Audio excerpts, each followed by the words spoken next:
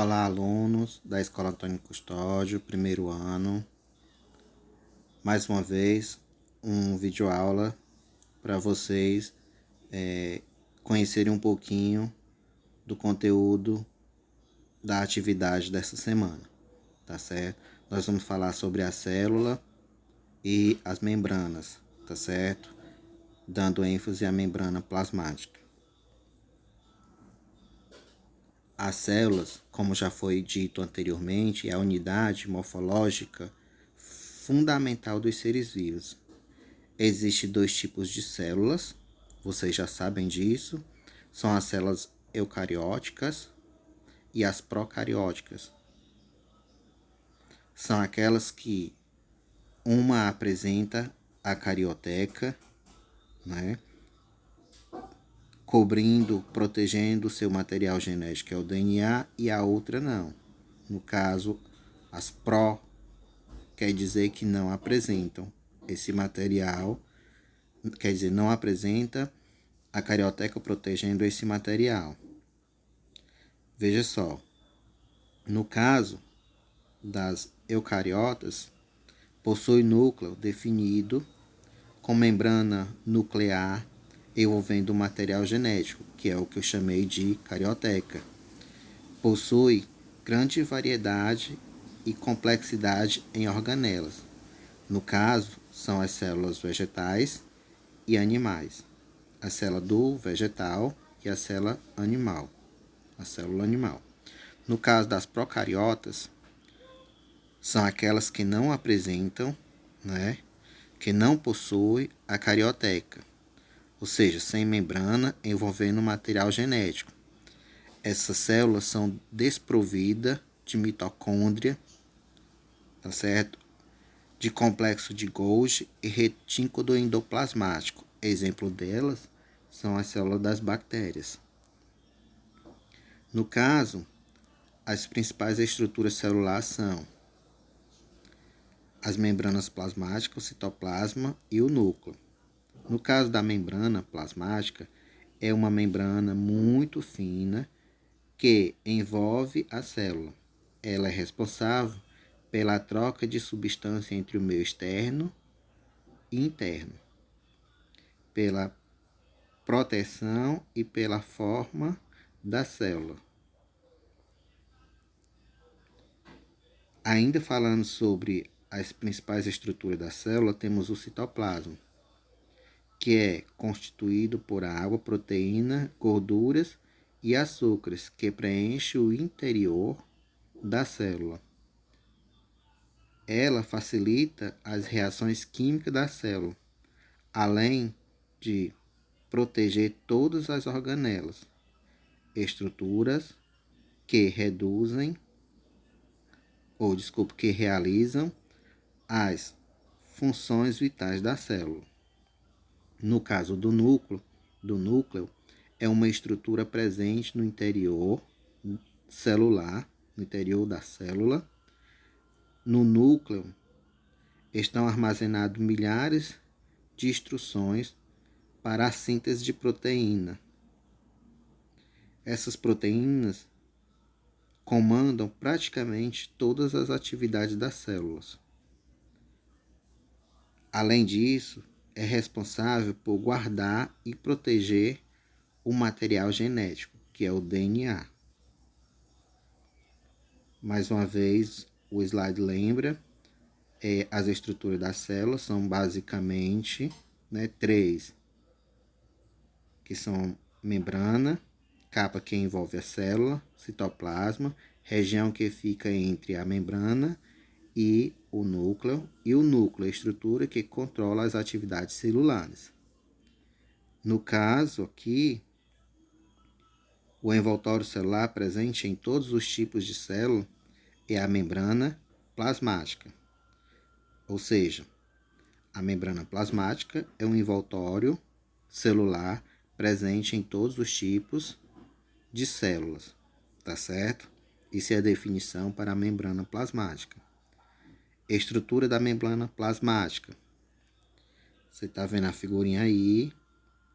É o envoltório celular presente em todos os tipos de célula. A composição dela é lipoproteica, significa que ela é igual a lipídios mais proteína, certo? E sua estrutura apresenta-se como um modelo do mosaico fluido. Vamos entender por quê daqui a pouco. Ainda sobre o envoltório celular, que no caso é a membrana plasmática, ela é encontrada em todas as células. A membrana celular é semelhante em todos os organismos. Tem um exemplo de uma célula animal e um modelo da célula, a partezinha da estrutura da membrana celular, tá certo? Onde eu posso começar a entender o fluido, né, da bicamada lipídica, a fluidez da bicamada lipídica. Por que é chamada de bicamada lipídica? Porque essa membrana ela é composta por duas camadas de fosfolipídios, de forma em que uma, né, está ao contrário da outra. Nós vamos entender por quê.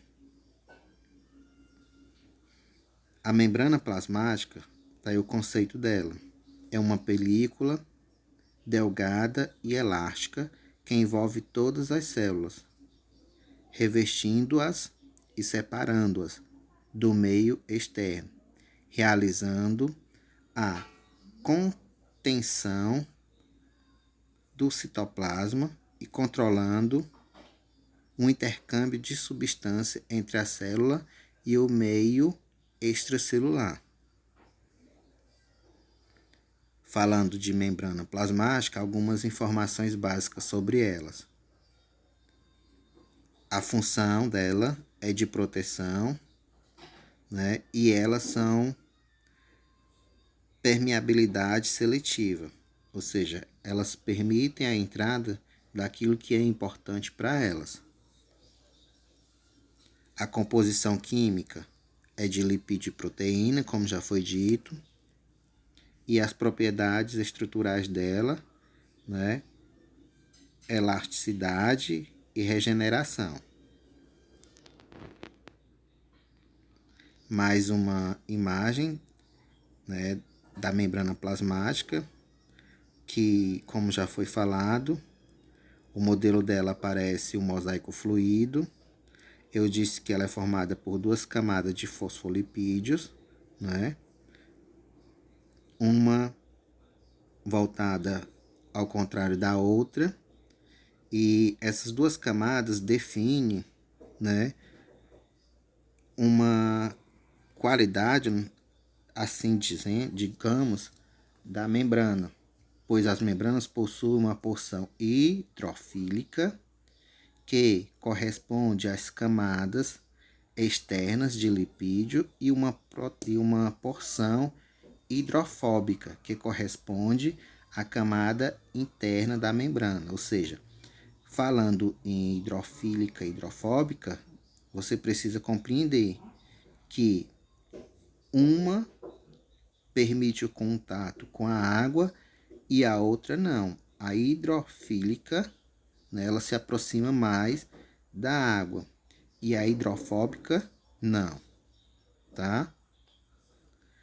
Se você olhar também essa imagem, você vai ver, ó, esses pontinhos, né, na cor marrom são os lipídios. E essa estrutura maior, avermelhadinha, são as proteínas.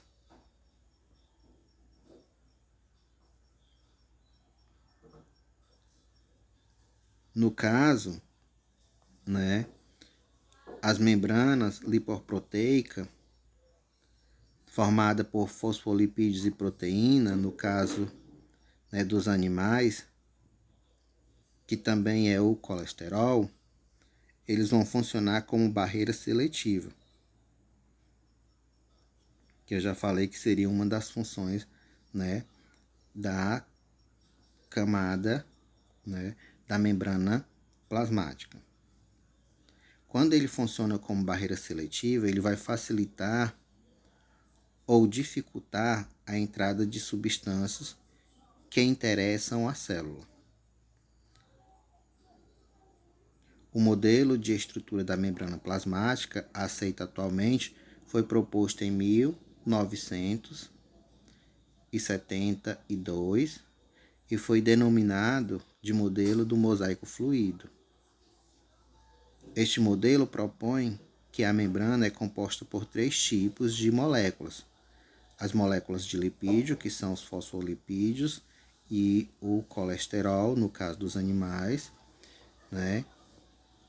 As proteínas e também por uma porção bem pequena de glicídios.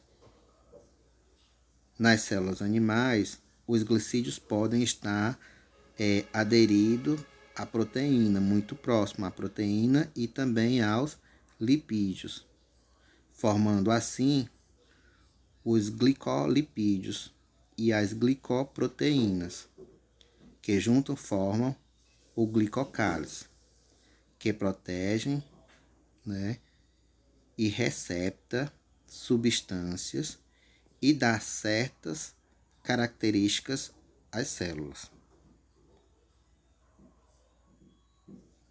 No caso, nessa imagem ele está mostrando, chamando a atenção para a camada, né,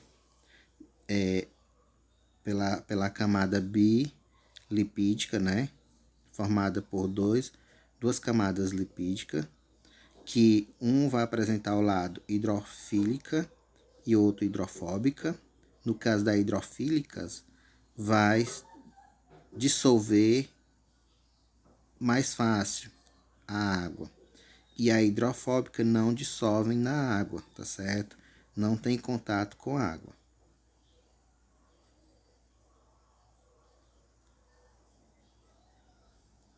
Aqui tem definição. No caso do glicocálice, né, o glico é igual a açúcar e o cálice é envoltório, ou seja, é o envoltório externo, a membrana, e ocorre nas células animais e alguns protistas, como as amebas. São compostos de moléculas de açúcares associadas aos fosfolipídios e às proteínas dessa membrana. A função é de proteção, tá certo? A função é de proteção.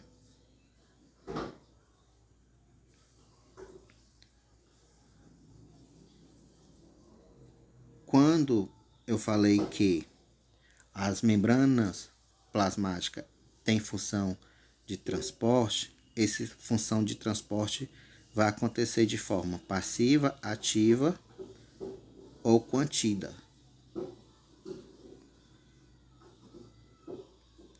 No caso, vamos observar aqui, ó.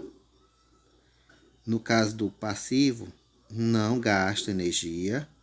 No ativo, há gasto de energia.